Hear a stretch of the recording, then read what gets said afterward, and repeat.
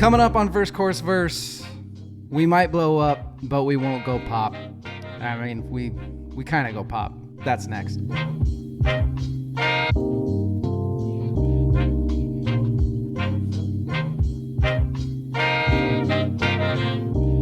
Welcome to episode 83 of Verse Chorus Verse. I am DL. With me is Rachel, Patty Duke Polio. Rachel, how you doing? Doing good. Yeah, I'm excited about this. You aren't as frazzled coming in as you usually are today. You seem with it. I was napping until about half an hour ago. Uh-oh. Yo, fucking same. My drink's gonna keep me peppy. Okay, but you just told me, I think yesterday, that when you wake up from naps, you're angry. Well, that's why I have this drink. Okay, It'll be I fine. guess we'll have to get maybe you. We'll get there. We are not alone. This is a listener-supported episode. That's when we have a guest on to talk about a favorite album of theirs. We are here with Danny NoNo. Ah, yes we are. Yes we are. Which that's just a good name. How'd you get the name Danny NoNo? Yeah, so maybe 10 plus years ago, I was in a band in high school, and we happened to be on the same bill with the Misfits at the time. Wow. Ooh. We got there all early. They happened to be at the venue all early. We ended up running into them. We ended up just chatting with them. Dude gets on stage, dedicates the song to me. Throughout the evening, he's just calling me Danny NoNo because he didn't understand my real name. So it's just it was Des Sedina. Right. He was playing guitar for the Misfits. He was the original guitarist for Black Flag, I believe. He was playing for the Misfits at the time. We ended up running into him, Jerry Only, the Kurt members at that time in 2013 or whatever it was. So you got that nickname from the Misfits. Black Flag member, but he was in the Misfits at the time. Yes, correct. That's pretty cool. That's pretty much the coolest way that you could get a nickname. Yeah. It was the same evening the fucking Phillies won the World Series, so it was Oh, really? end all be all. We played our set, went to a bar, watched the Phillies win the World Series, and then watched the Misfits do their thing. It was a fucking dude. You could have died that night and it would have been fine. This is the coolest shit. It's all been time. downhill from there. You heard that right. He's a Phillies fan. He is from PA, Yes, Lancaster. You have your own label, correct. Big Eleanor.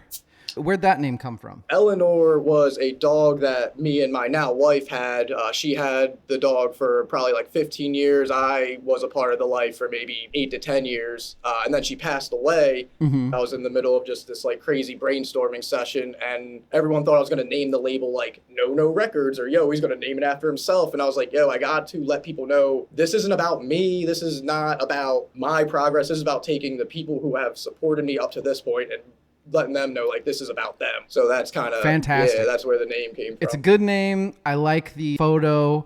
We have actually featured one of the bands under the label already on this podcast.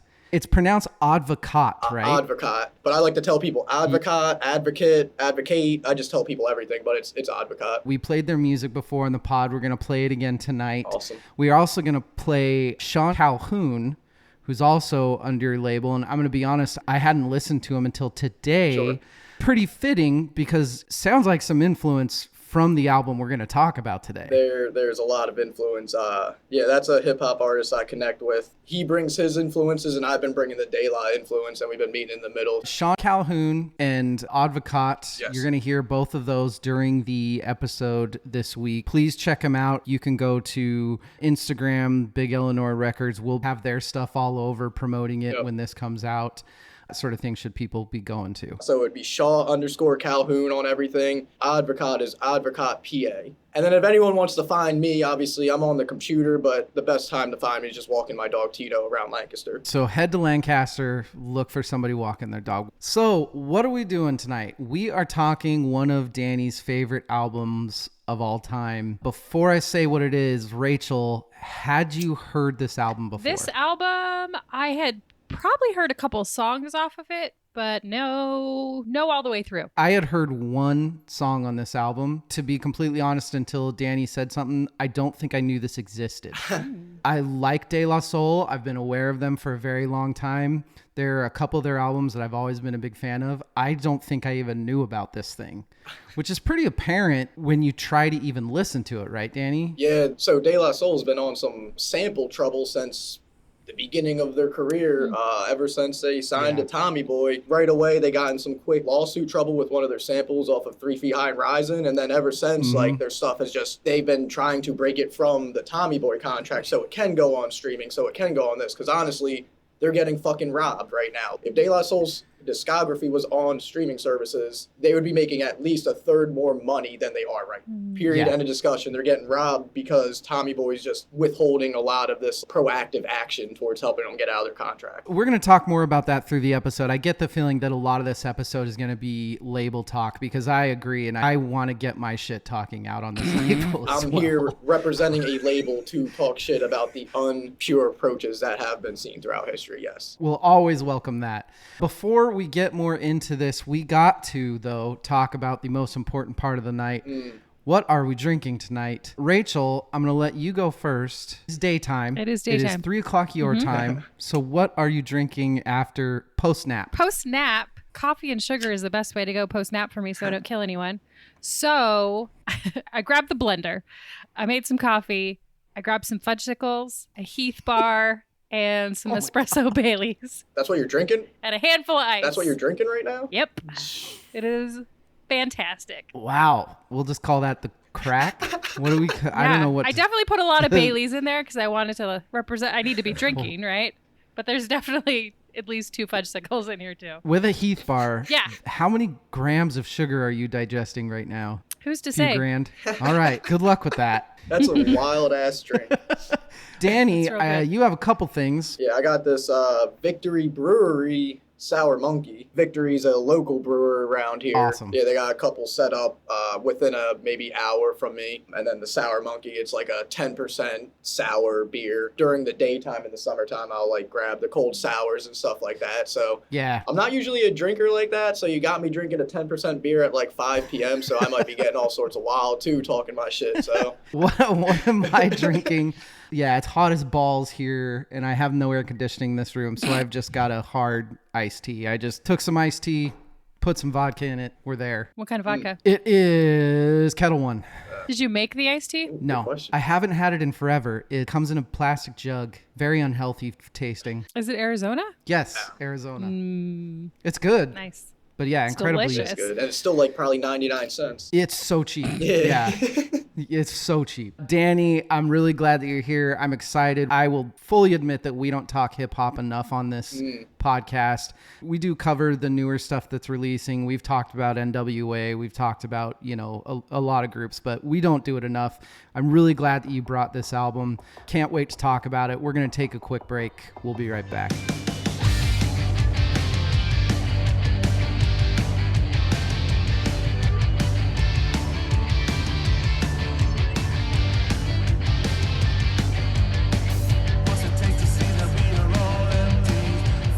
We are back, episode 83. We are talking about Buhloone Mindstate by De La Soul.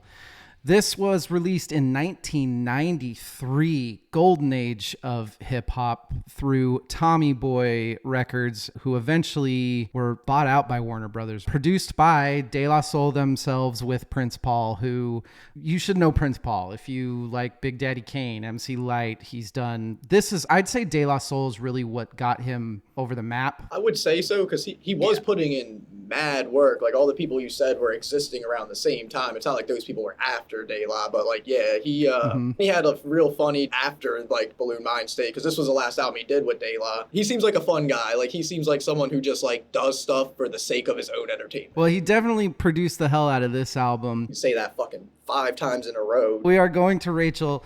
I didn't know this, but from a couple of the things that we've said back and forth getting ready for this album, it seems like you have a bit of a history with early 90s hip hop. Like maybe you listened to this sort of stuff? I definitely did. I listened to a lot more hip hop and rap than a white girl from Idaho normally would, I think.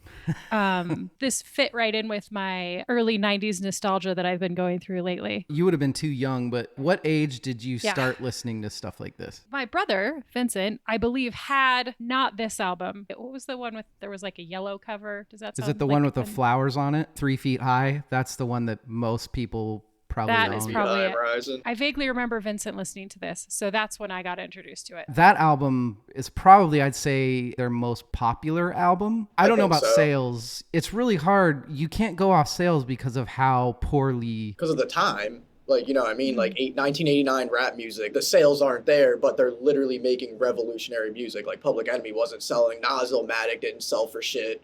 Wu-Tang 36 Chambers didn't sell for shit. And then like we're looking back now 30 years and people are literally imitating these albums. It's just one of those things where every now and then something just happens and you end up engrossed in a specific thing that makes you very happy. I hadn't really had much to do with early 90s hip hop for a long time. And even then, it was more of the Dre, Tupac side. That West Coast. And more bounce, more. Yeah. I really hadn't gotten into the jazz hip hop and that sort of thing since I was a kid listening to like Arrested Development and stuff like that. And this album behind me, The Far Side, which came out the year before this one did, Bizarre Ride by Farside. Heard that for the first time this year, blown away. And then you come in with De La Soul. It's kind of this renaissance for me of early 90s, really, really well-produced hip-hop. It's been really fucking fun. People don't realize how, when I say oversaturated, I don't say in a negative way. It's just like, dude, there was so much good music in general happening at that time. It's not even just limited to hip hop. It's just because if you go to the rock world, you go to the pop world, you go to the country world, you go to any genre, like there's literally these people who people still haven't heard this De La album because in 93, what are they? They're listening to the Tribe, they're listening to the 36, like there's the Redman, there's so much stuff to rummage through that by the time you get to this, you've already listened to 10 years worth of music just in 1993 alone. I very much agree. De La Soul, David, Kelvin, Vincent, how many albums did they end up coming out with? They came out with a shit ton of albums. 9. Yeah, Is maybe. it 9? They're working on 10. They're working on one right now. Are they? Yeah. Yo, De La Soul, if anytime they release music, like if you are a creative person with a pure creative approach, you gotta always have your ears up. They released the album in 2016 and it's fucking amazing. Like they push creativity every time they fucking release music. Grammy nominated one in 2016, which was cool because they came out with that and I think Tribe came out with theirs in 2016. So it was like both of them came out in 2016 and released these like fucking masterpieces and showed people like, yo, we still ain't fucking around. Like we're still here too. You picked this album, kind of a two-parter question. A, why did you pick this album? And B, would you call De La Soul your favorite hip-hop group of all time? I picked this album because I feel this album is one of the most creative albums of all time. This album is when De La realized the most important thing anyone can have is their brain. And if your brain is stronger than another person's brain, then you are, you know what I mean? That is what you want to strive for. So they went out of their way to push creativity. In 1993, like I said, like Wu-Tang came out, fucking Redman was doing his thing, like Tribe was like going strong and everyone was looking at them, but like no one was looking at De La because it wasn't the style in 93. So like I think this album is still ahead of its time. I feel like if this album came out yesterday, we'd be like, dude, this thing is a fucking masterpiece. Yeah. They did nothing but push creativity for the sake of creativity's sake. That's where the very, very bad relationship with their record label came into play. Because like you said, their record label was saying right now, this is what gets on the radio. De La Soul said, why'd you bring us on if you want us to be a different group?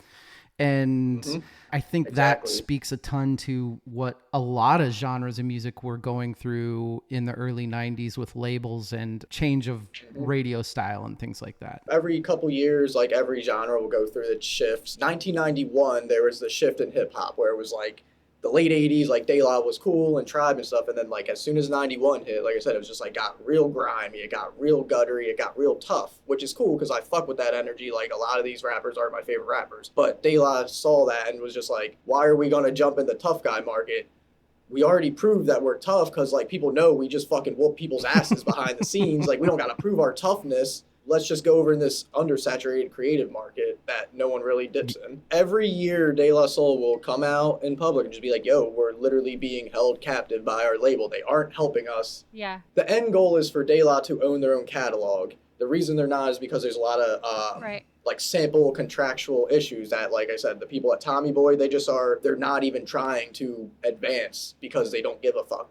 They don't want to lose their little bit of money they're making off De La to let De La make like 5 times as much money. I had read that their 2016 album that they started a Kickstarter to even produce it. And I thought, why the hell do they not, how do they not have money after like 7 albums, 8 albums at that time. And they raised the money in like 10 days and that's great. But like, Jesus, why don't you have enough money to do that after that much time? Yeah. That's why that album's so special. That's why I was like getting to it. Because if you take out some of the details on how the album was made, it's not going to be like your favorite De La album. But if you think about it, yeah, they literally just went to the internet and said, guys, we don't even know what to expect. We're just going to send this out to the world. And the fans literally were just like, doom, here's a bunch of money. And what they did with their money, they donated a little bit, and they literally just would host these giant studio sessions. And they would have all these musicians come in, and they like would record like 100 hours of music.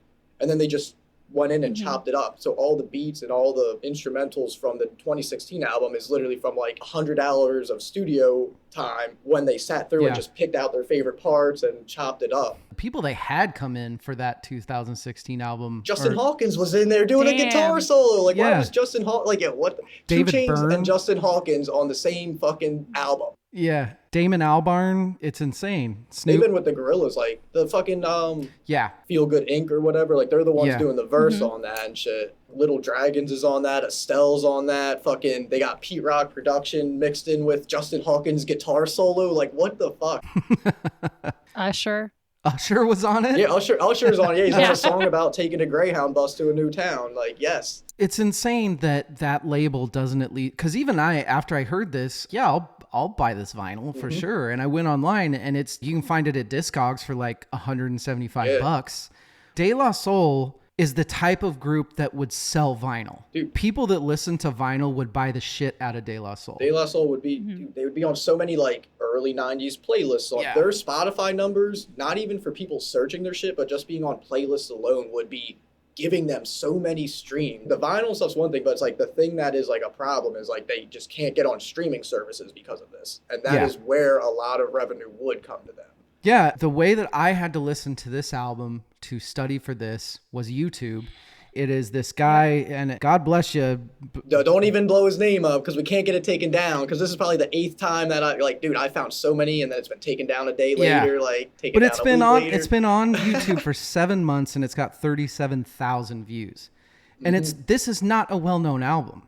Really, it just sucks. It just fucking sucks. I feel like I kind of appreciate that, because the people who find this album, I feel like they almost deserve, or like they need to find this album. Like I don't think everybody needs to hear this album, because I don't think everybody would take the sincerity and the pureness and the raw emotion that they are throwing out and actually like be able to digest it. Yeah. Let's talk a little bit about some of the tracks. Rachel, did you have an aha moment listening to this? No.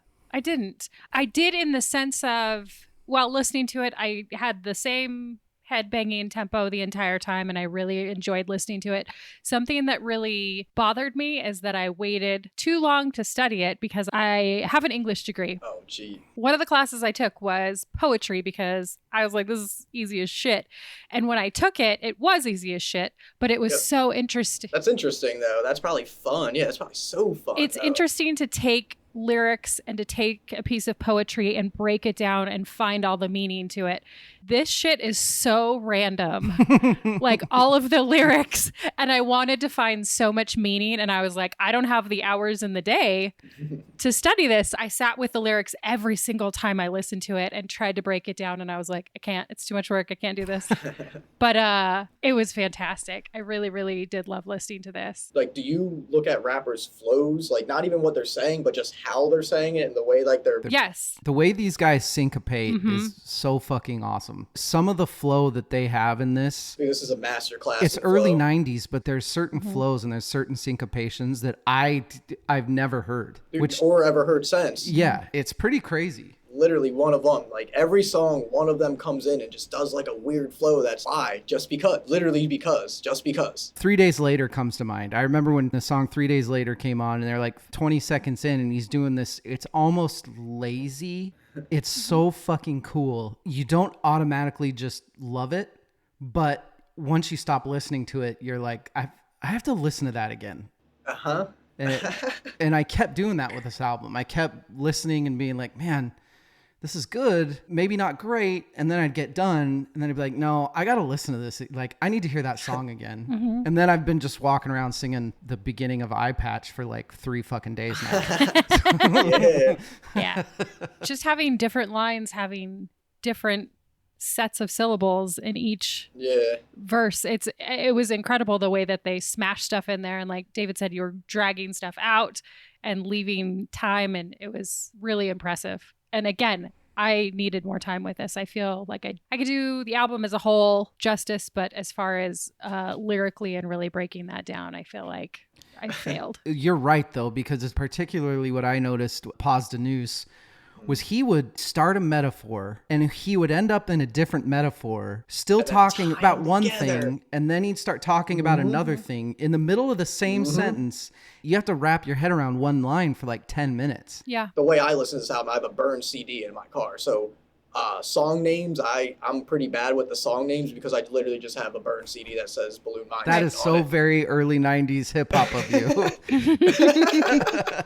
The funny thing is I ripped it off of YouTube and it was probably the same channel. So like, it's just the full album. Like I have to listen to the full album or I start it over if I skip. I did thankfully find one that was like a playlist that all the songs were broken down so I could switch back and forth hit to. the time signatures. Yeah, because the first time I was Yeah. like 48 minutes straight, but I have to figure out which song is which by the lyrics. And Danny, what is your opinion on skits in albums? I mean, if they push the idea of the album forward, you see a lot of good skits. I mean, I see like the Kendrick Lamar albums, like obviously those don't even really count as skits, but they are technically skits. You know what I mean? How he's doing like the poem all the way through or how he's doing like the storyline all the way through. So if it's something like that, I'm not too mad about it. The Wu-Tang album fucking had like minute-long skits and shit. So like that would kind of be annoying because it would be the tracks. It'd be like the song would start with like a fucking minute-long skit. Be like, all right, let me listen to Ghostface learn how to fucking die wallabies before I listen to him fucking actually rap.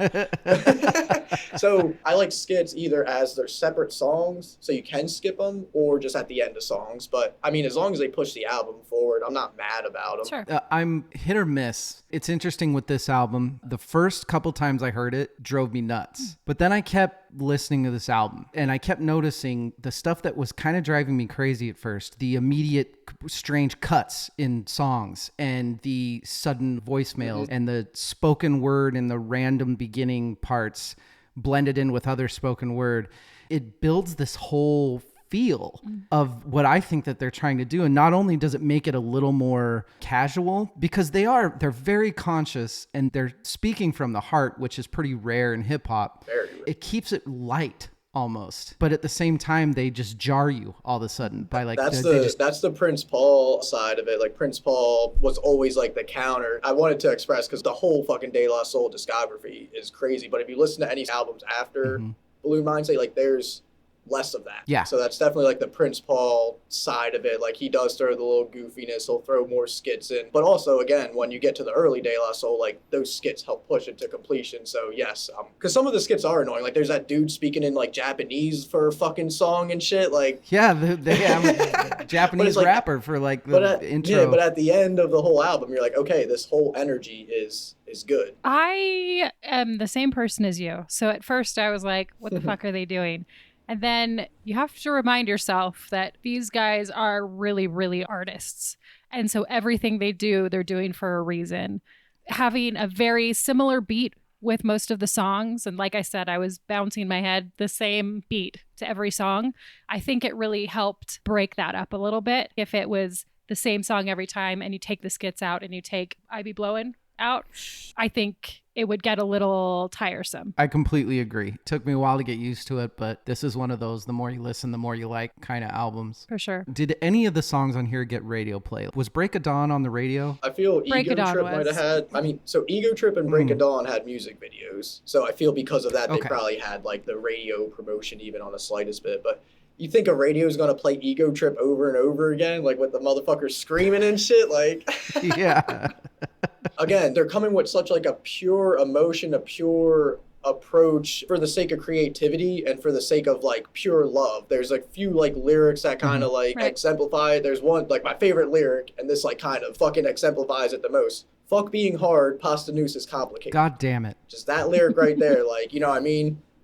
Just that right there. It's like, yo, like... Well, You took my best line of the album. For real? That's, yeah. You really did. I could show you my notes. That was my line for best. Son of a bitch. That defines it the most. There is more to people than any of this. And then again, you look at the video for Ego Trip. I don't know if you guys checked out the music video. I didn't even know they had them. This is why they're so ahead of their time. Throughout the video, they're like, so Ego Trip, obviously it's about like fucking Ego Trip and people on the radio just screaming nonsense at you on some ego shit. Yeah. And then like the music video, they're like in a mansion, there's all these girls, there's like a nice car, and on the bottom there's like subtitles like, this is a rental. He doesn't live here. There's water in these bottles, like shit like that. So it's like, it's so ahead of their time of being aware. I feel where I'm at in my life, I'm becoming a little more aware of just who I am and a lot more comfortable with who I am. And this is an album of comfortability in who you are as a person. That's awesome. Rachel, early 90s hip hop is so vast and so insane. So many different types of genres within that genre. If somebody were to come up to you and just ask you, how would you categorize this album? What would you tell them? That's a good question. That's a great question that you should have sent ahead of time. Are you talking about in context of 1993 or in context of just hip hop as a whole where we're at in 2022? Actually, you know what? Both. I want to hear both of those answered. How would I describe this album in context of 1993? Take everything that you've seen released in the past 4 months and think of the opposite emotion and listen to it. Oh, 1993 is like, that's one of the years. Like, some of my favorite rappers were in their fucking height in 1993. yeah. But there was so much grittiness, which is fine because I exist in that world too. But it's like, dude, this just sounds like nothing. It just sounds like nothing in 1993. Think of the jazziest fucking album that you've heard and relate it in hip hop. And that's how I would relate it. I would say that comparing to other groups, like we already talked about Arrest Development or Tribe Called Quest or that sort of thing, I definitely think that there's something about these beats and this production that just has more of that old school jazz feel. I just think it's one of the most mature hip hop albums I've ever heard. I don't even know how old anyone was, like, but I feel like these are guys who just, again, they have a complete understanding and comfortability of who they are. With you saying that would be a good segue into the fact that I love that Biz is on this album. God, the way that they brought Biz Markie back just because they need to show respect of where hip hop was. Like in 1993, no one was looking at Biz. Yeah. Like he already ran his course. Like he's done. Like no one's doing beatboxes anymore. Okay, so for reference, they were 23 to 25 at the time. Yeah, imagine that. Man. You know what I mean? All of them.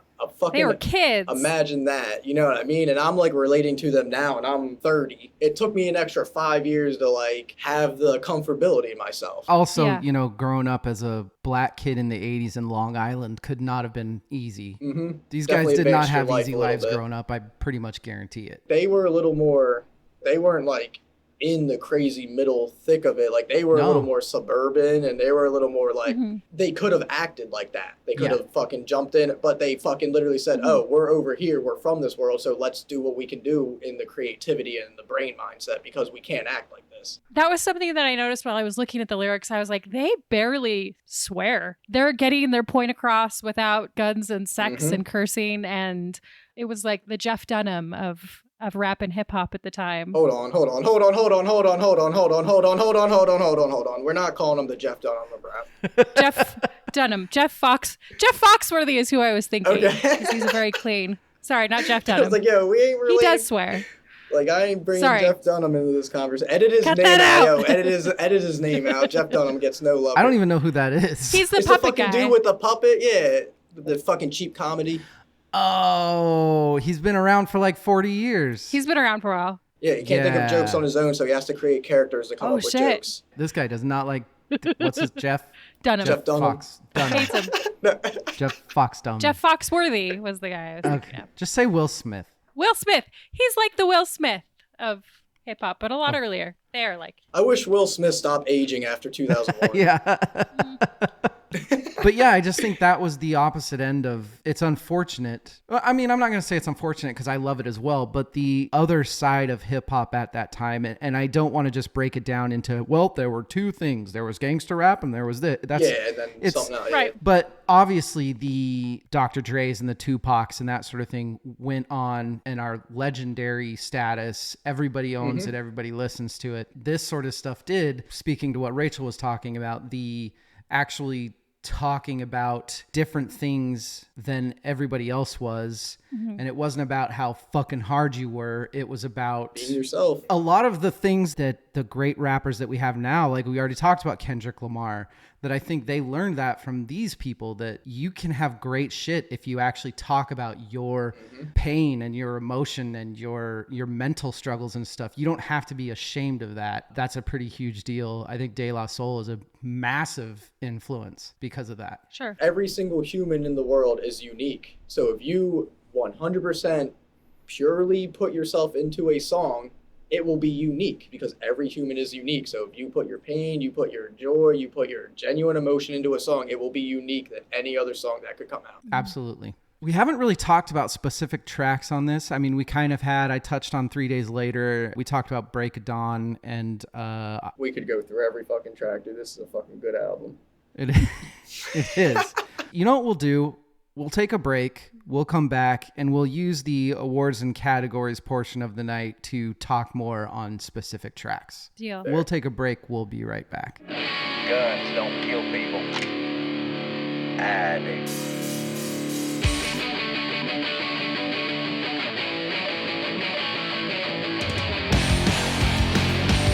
Think of the children, feeding their souls into the demons. We just want to see this violent face. The master is the master DNA. I guess we'll see then which way things will always be then. Our own research into the cheating. We are back. Let's get into some awards and categories so we can talk a little bit more about these tracks. The first thing that I'm going to do, this is the David Crosby Meh Award for bad reviews. There was one negative Amazon review. This one, the username is Buhloone, which makes me think that they started their account just to fuck Just with to them. be- poorly review this album. Yeah, just literally the fuck. They probably got one review. It's on this album. Sure. Probably fucking Tommy Yeah. Boys. So this is what he says. He says, after picking back up my passion for DJing, I had to upgrade my CD library. I realized that in my De La Soul collection, this was the one I didn't have. Not because I didn't think the album was good. I wanted it because of the cut called The Break of Dawn. The reason I didn't buy it was the price it was selling on Amazon for. So when I reviewed what others had to say, I was like, I gotta have it. So I copped it. Bad idea, especially for the price. Word to the wise for those who shop on Amazon: if there are no samples to listen to, don't buy the album. Yeah. Stakes is high is great. This is straight Buhloone. I don't get it. Same. I don't understand how, if you like De La Soul, you wouldn't like this album. This isn't some big, huge, weird alternative step De La Soul took. Yeah. It was like funny because he said he like updated his CD yeah, library because he's to been DJ. yeah. What has he not DJ'd since fucking '89? Maybe. Like I don't have this album from '93. I need to update my library, dude. You got fucking 5 years of music to update your library on now. Like you're gonna be breaking the bank on fucking CDs. Come on, guy. Were you scratching a CD on a fucking turntable? Like what do you That's mean? what I was thinking of. Like, what are you doing, man? But the reason that I picked this is actually because he has another review that I just wanted to read. He has 2 reviews in his user name. One of them is for this, and one of them was for a movie that came out like 4 years ago called The Green Room, which is about this like punk band that unknowingly ended up at this gig at a Nazi thing, Ooh. like a skinheads thing. Yeah. And it turns into this like horror movie. It's actually a pretty good movie. But his review of it, it's got Patrick Stewart in it Oh. as well. Patrick Stewart plays a skinhead. Wrap your head around that. Anyway, the whole reason I bring this up is because this man also has a review for Green Room. And I just wanted to read the title of it because his review is Green Room, Dumb Room, more like it. The man's a genius. Yeah. That's a great title. All that to just, I just needed to say that. The Green Room probably lost so many fucking sales after Yeah. that review. That guy. All right, awards and categories. Let's start with the DMX award. I love the name of this award. There might be a lot of times where I ask, how did you relate like the name to the category? Like, why do you have the DMX as a unique award? Because he's so. Besides him being unique. That's why. I'm a massive DMX fan, and when he passed away last year, I was just like, we have to name an award after him, and it was the unique one because there is no other DMX. Certain Ja Rules will try to sound like DMX. Oh shit! But it'll never work. You're not wrong. DMX would be rocking the stage by himself. DMX will rock the biggest stage in front of the biggest crowd literally by himself. Like DMX live that shit's crazy. We've just got Woodstock 99, our episode on Woodstock 99 coming out on Monday. The DMX when he's in the half fucking buttoned overalls, like going in on the stage. Yo, holy shit, are you fucking dude? He's rocking the stage by himself. Yeah. There's like That's six. a huge There's like stage. there's 6-man bands that aren't even rocking the stage as well as he is. Rachel, David. DMX award. I think we kind of went over lyrically just how they organized each line of music, smashing stuff in, putting extra syllables in there, adding brass. I loved that. Again, we talked about introduced, for me at least, a style of hip hop that wasn't about all the bad things you do to get popular. It was just music and it was just art. And in that way, it was completely unique to everything I had heard at the time. That's fairly close. I just think of the time, it was just refreshing. We kind of already talked about, but it's just unique to have a group that says, I don't give a shit about what's going to get me money. And with their label pushing them and them just saying, no, I'm doing this. That is very unique. That very rarely happens. They've done it for 35 years. And that's kind of why I kind of feel like I keep using the word like it's actual art. It actually is really, really beautiful music, because when you create art, you don't really care what other people It's pure. are It's thinking. pure. You just do it for yourself because you need to get that out there. I'm going to go on a physical sense. I think this album is unique as a physical listen because the first fucking line, it might blow up, but it won't go pop. But the instrumental, they return to that once or twice in the album. Yep. And then same with the I Be Blowin', they fucking rap over that same instrumental later in the album. Yep. But it doesn't take away from anything. It's not like, oh, I feel repetitive. This is a rerun. Absolutely. In a physical sense, that is like they did a 6-minute trumpet solo in the middle of a rap album. Yep. A 6-minute trumpet solo in the middle of a rap album. That's fucking hip hop. Yeah. And that is unique about this album. I agree. The callbacks in this album to previous themes, it's fucking awesome. I love that about this album. I'm going to talk a little bit more about that in another award and category. This is a pretty easy one,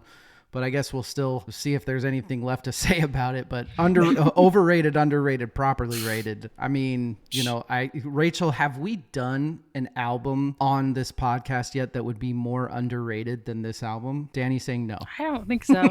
This is the most Honestly. underrated rap album of all time. It was underrated in 1993, underrated in 2003, underrated in 2013. Now we're approaching 2023, and it's still more underrated than it's ever been. It is listed on Rolling Stone's best hip hop albums of all time. So it is recognized by people who know music. Well, don't say who know music. Yeah, that's a questionable sentence right there. That's fair. Okay. I get what you're saying. People that have their finger on the zeitgeist. Right. People that. Major publications. Yes. Yeah. It is tough though too, because like lists like that, they try to respect other artists, meaning they won't just throw like they're not gonna throw fucking 4 De La Soul albums in the top 20, even though 4 De La Soul albums are in the fucking top 20. Right.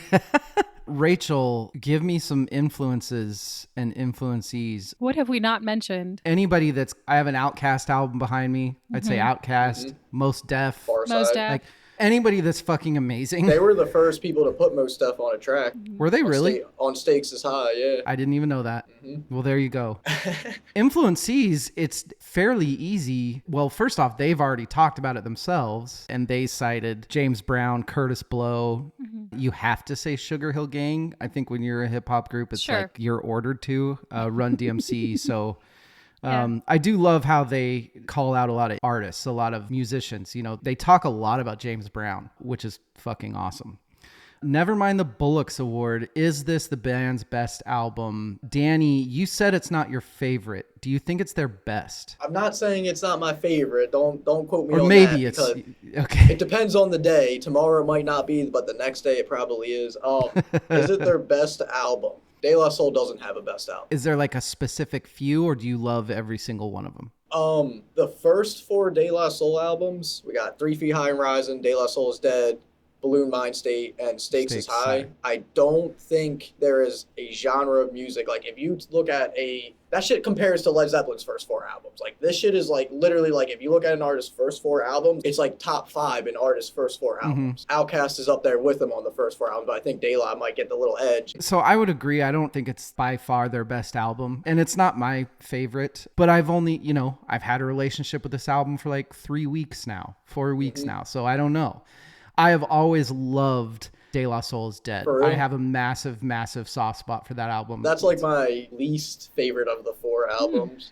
I love the concept behind it. I don't know if you heard any like stories of like the concept behind it, but like they basically hit the Daisy Age and all that, and like they fucking hated that everyone was calling them hippies and shit. Yeah. So they were in a boardroom talking about what the next album is. They had a whiteboard on the wall, like concepts of the next album, blah, blah, blah, blah. One of the members got up, erased everything, and just wrote "is dead" on it.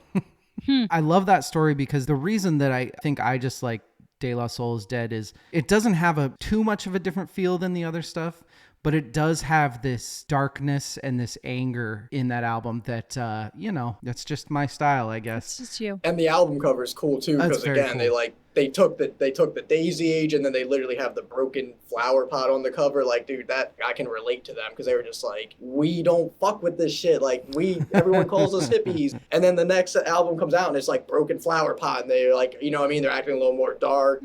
Rachel, what about you? This was not my favorite album, I don't think. None of them really stood out to me as like, this is the best album all the way through. I didn't listen to every single song of every single album. I did kind of enjoy the most recent stuff a little bit more. And I think it's because I just like harder. Anonymous Nobody? Anonymous Nobody's special, yeah. It's a special album. Yeah. I haven't even heard it. That's where I got like one song from each album on Spotify so they can get their 10%. Straight back to you, Rachel. Yeah. John Paul Jones Award. Hold on, why is this called the John Paul Jones Award? Like John Paul Jones and Led Zeppelin? Yeah. You want to take him out of Led Zeppelin? No, it's because you can plug him in to any band, any genre, any time, and he's going to make it better. Oh, okay. I thought it was like the opposite. He's I was like ranch dressing. No, I got it. I thought you were like doing the opposite. I thought you were saying the opposite of like, take him out of Led Zeppelin. I was like, what are you fucking talking about? I'm saying like nobody talks about John Paul Jones, but he was the glue that held Led Zeppelin together. So I told you yesterday, I didn't think that you knew who this was. And I'm going to stick with that. And I wanted to tell you because I wanted you to listen so you could be like, yeah, Rach, you're so smart. You're spot on. And that is a group called Black Violin. I don't think so. Are they new smarter or than old? you? They've been around since 2004. It's two guys. They're two guys that just play the violin, right? Yeah, there's a guy that plays the viola, a guy that plays violin, and they play like hip hop stringed music, and it is fucking fantastic. And I think putting some of that in there, the vibe is very similar, and I think it would have been dope. I said I wish they had done this under a different label. That's all. I fuck with that answer. I fuck with that answer.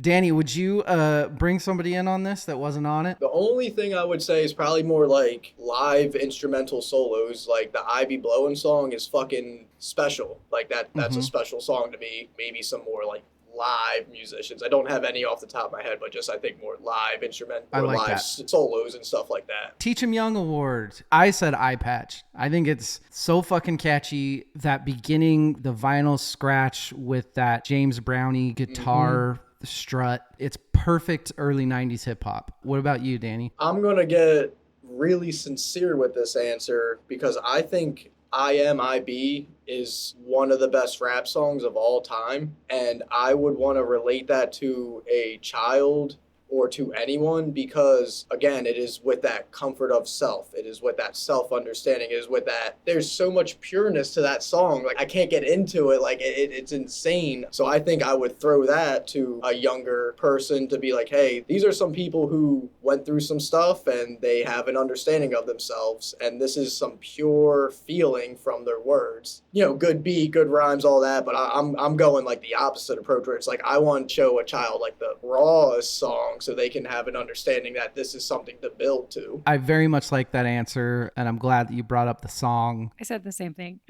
IMIB. That's when I really got like, Special. I don't have enough time to listen to these lyrics and really feel them and really understand what they're trying to communicate. And I think that giving that to a kid, I think that would be perfect. I'm gonna be honest, like out of every rap song I ever heard, this is probably the one that brings tears to my eyes the most because it's just so pure. Like it's just such raw emotion, such raw voice behind what every line that they're saying. Okay, I was gonna save this for when we were talking about our 3 favorite songs of this album, but I'll just do it now because it sounds like all the spoilers are out of the window anyway. I had a lot of fun listening to this album, take breaks at work, and I just take a walk and listen. It was really fun. It was cool.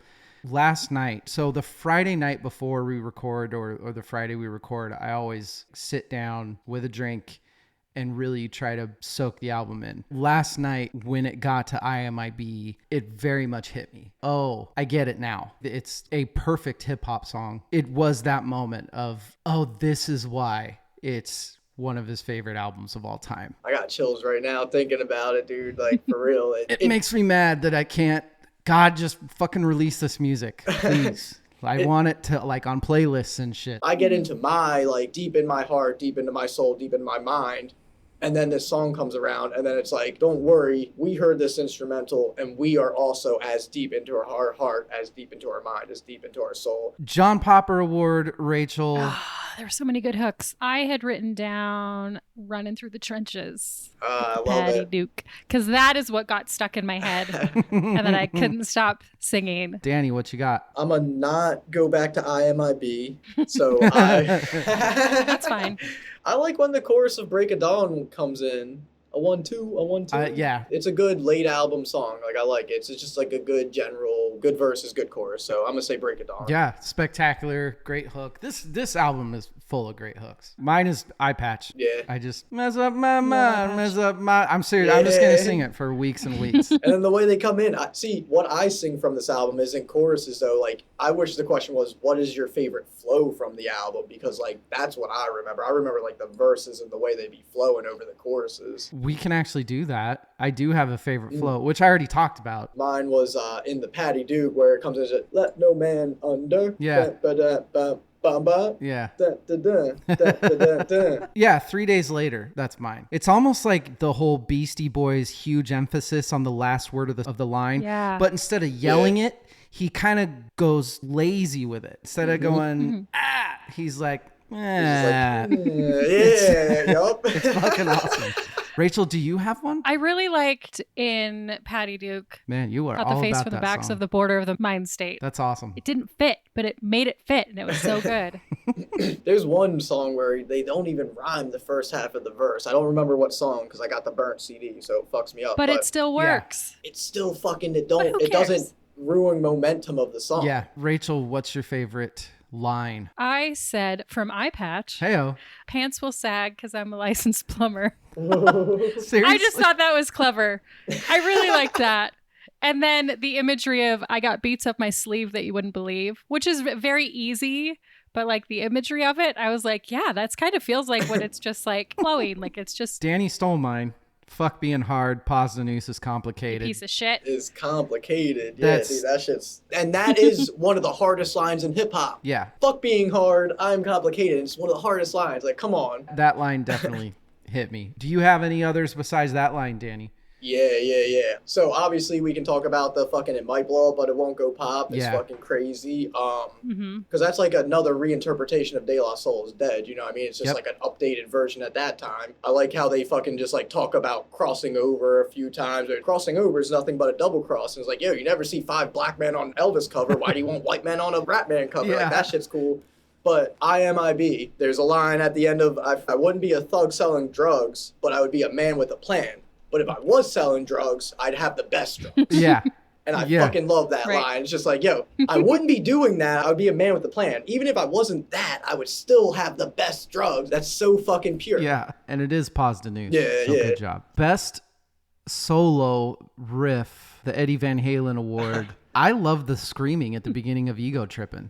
There's something about that intro that it's so fucking It's like, yo, fun. And it's so crazy they did that because it's literally, they're just like, yo, everyone on the radio is just ego tripping right now. It's just nonsense in your ear. So instead of saying nonsense, they just scream at you. Like, that shit is so fucking funny. Like, come on. Rachel, what do you got? I cheated and said I'd be blowing Oh yeah, that is cheating. all of it. I mean, that's like an obvious answer, but it's like I wasn't prepared for this question, so that's my answer too. Same.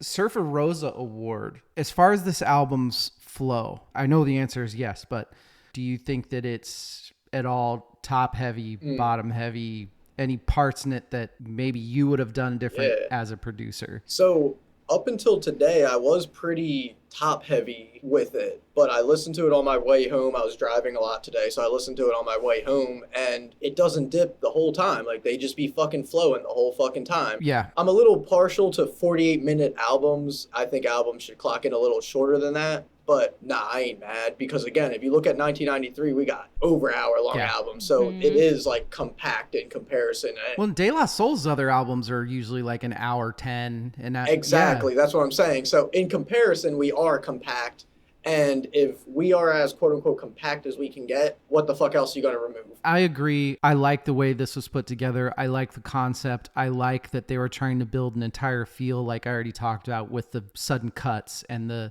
I could have done without the voicemails, but that's nitpicking. Very, very well-flowed album. Rachel, what do you think? I agree. Looking at their other albums, this one's shorter than all of them. The grind date clocks in at 52 minutes, but there's some that clock in 70-something minutes. That would get a little tiring, I think, for me. Yeah, but that's a lot. It is a There's lot. like mad Donda. skits. There's a lot of skits in those long albums, too. Donda. Yeah. I don't even think I've listened to that shit. Here's a tough one for you, Danny. Ooh. Time of Your Life Award. What do you think is the worst song on this album? To my understanding, the Japanese rapping is a track, so I'm gonna say that one. That is. I think it's Japanese. It is Japanese. Okay, It's I was gonna say, Japanese. excuse me if I'm like incorrect and saying the wrong thing. The Long Island Wyland. Long Island Wyland. That's right. Thank you. So it's not its own track. It's kind of in the middle. No, it's the Oh beginning shit! of. Never mind. I thought it was. I thought it was like its own track. Never mind, because I like Long Island Wyland. Fuck, Sour Monkeys. I like Long Island Wyland. It's just like, dude, come on. We can't be talking about rap lyrics when we're fucking drinking. That's not fair. I'm not gonna say one. You're a just guest. leave it at that. You're a guest. I'll allow You got to it. pick that one a- or we're going to hang all of them. Is that a whack answer? It is, but you're allowed to, because you're a guest. But if you were somebody like Rachel, Okay, you word. have to have an answer. Oh, I have an answer. And it's controversial. Actually, I do have an answer. I'm Oh, sorry. I do want it. to say my answer. Oh, go. In the Woods. Oh, might be my really? least favorite track, which is fine because I appreciate its creativity. I like how they be going back and forth with the female and like the dude Yeah. in the first verse. But now that you said that the one song is like one song, like I can't say that. So I'm gonna say In the Woods. I be blowing. Yo, I'm about to hang up on you. I get know. it. Here's why. It felt like a intermission song. What do you have against intermissions? You Like, don't I want to wanted go get to take- popcorn? It's only 48 minutes. I didn't need to go get popcorn. I don't know that much of it was necessary. I feel like if you cut the song down, I would have agreed with it Would more. you take However, it out completely or just cut it down? I think I would just cut it down. I wanted to get back to it, and that took away a little bit from... I could see that if it wasn't for the fact that it makes IMIB hit that much harder once you get to That's true. to that kind of Yeah. the differentiation in the beat. I said Paul's Revenge. It's a fucking voicemail. Oh, is that a track itself? It's a track itself. See, that's not fair. I got the burn CD, so that's not fair. That's not fair. I would have fucking said that too then. Yeah, just Prince Paul talking on a voicemail. You gotta get on YouTube. Yeah. Prince Paul talking on a voicemail. Get that out of here if you want to. There we go. Okay, and now this might be an even harder question for you, Danny. So I'll go to you last, actually. Rachel, what are the 3 best songs on this album? 3 best songs on this album. In no specific order. You have to have an order. What are you talking about? Okay, number 3, Long Island Wyland. Here's why. It was so creative. Like, who brings in Japanese rappers? Did you read the Japanese rap? I did. It's basically De La Soul was late to the studio. That's basically what the rap Yeah. is. They're like, these guys started for you. I loved that. Like, I read the title and I was like, yeah, Long Island Wyland. And then I was like, Long Island. The Long Island is Japan. Oh. Oh. Do you think it was a dual meaning? Did they say? I think did it they might have been. Dayla don't do shit don't by know. accident. That's what I read into it. That's deep. That's what she said. All right, that just took the deepness out of it for sure. I'm sorry. That's also what she says sometimes. All I'm going to go with number 2 for Patty Duke because it was fantastic. Also, I felt like there was some Spanish guitar in there and I was really enjoying that. And number 1, IMIB. Yeah, I That's mean, my it sounds like, that's going to be a pretty easy one for all of us. I'm going to let Danny go last. My third favorite I've talked about a lot already is 3 Days Later. That song's so fucking cool. I love it. My second favorite is Ego Trippin'. From front to start, it's just so well produced. It's so well produced. And my number 1 is IMIB. That's a holy fuck song for me. That is a perfect hip hop song. Danny, what are your 3 favorite songs on this album? Definitely got to throw Break of Dawn in there. I feel like there are parts of Break of Dawn that have been used so many times in other hip hop albums. Did you get a feel for Six Underground, Sneaker Pimps, when you were listening to Break It On? No, but as you're saying that, I can Because I kind of felt a little bit of that, which was a handful of years later, right? I'm gonna say Break of Dawn 3 because I love like the sample of synth or the keyboard or whatever they use. Like again, just like a very pure fucking sound. I'm gonna go with the fucking opposite of you and say IMIB at number 2. Oh, All right, I'm a pause on it because again, like the uniqueness of who the fuck be having a horn solo in 1993 rap album. Period. Yeah.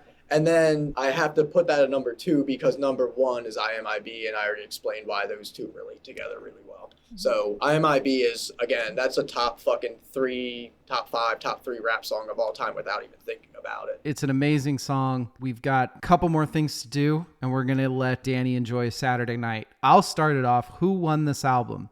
Unfortunately, I am reversing my own award for me, and I'm saying it's more about who lost this album. And it's proof from all genres that if you want to stay relevant, you have to sell out at some point.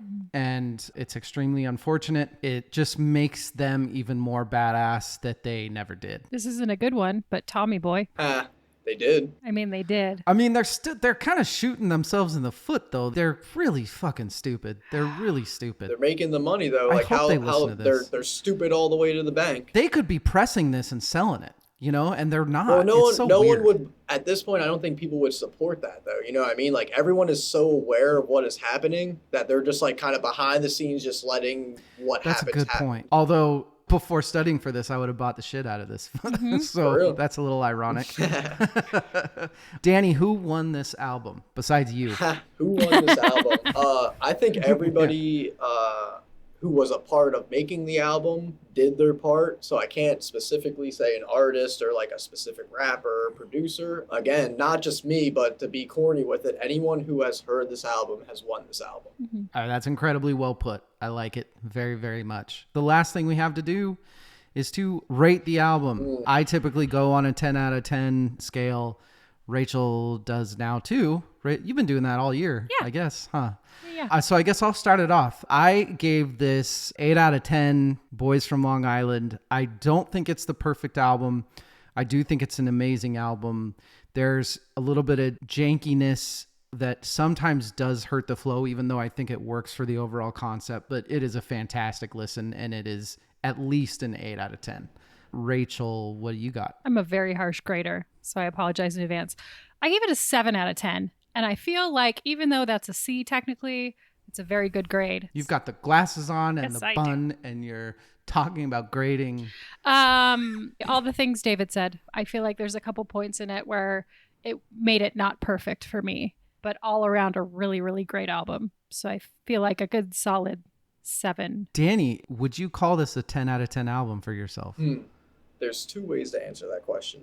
I think I'd like to hear both. I think De La at that moment in time were as true to themselves as they could. So for that, I would give it a 10 out of 10 because you can't ask more for someone but to put their most honest approach in something. And I think they did put their most honest approach. I don't want to give it less than a 9 or 10 because if someone puts their honest approach, who am I to say, fuck you? Right. But Yeah, we admit frequently on this show that rating albums is very arbitrary and silly. yeah, I'm going to say 8.5 to 9. 10 is obviously like sacred ground. But if you talk to me tomorrow, I could probably say 10. Ask me in another day and we could say 10, yeah. Perfect. Ladies and gentlemen, that is Buhloone Mindstate by De La Soul. Danny, I can't thank you enough for bringing this album to our attention, letting us talk some hip hop. This was really fun. You are a very, very cool dude.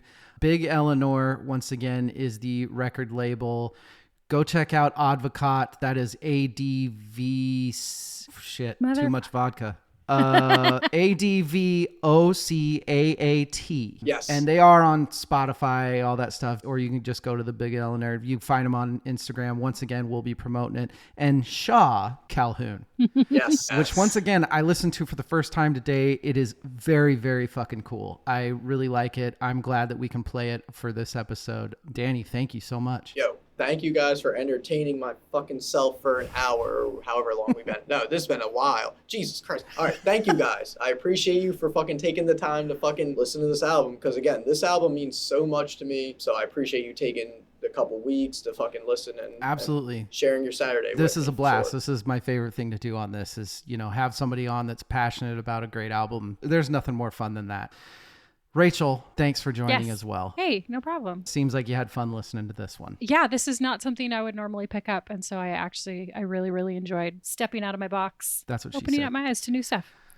Join us next week. We are doing our last DL's 10 out of 10s of the year, and it's a fucking doozy. Ladies and gentlemen, thank you for joining us. Good night and good luck. Danny NoNo, Big Eleanor Records. I am NoNo, I be Energy. Wah, wah, wah.